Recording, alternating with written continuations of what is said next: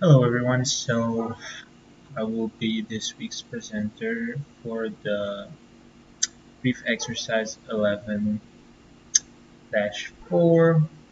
So in this case it says Splish Brothers Incorporated issues 8,200 shares of $104 per value preferred stock for cash at $118 per share. Journalize the issuance of the preferred stock. So first we'll have cash, and then we'll do preferred stock,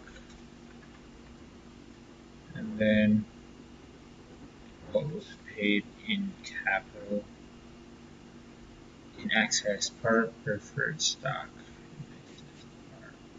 Value preferred stock.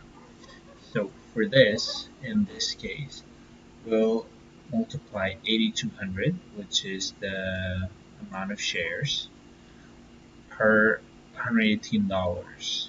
Okay, because that was the amount, and I already did the math. It was 967,600, and the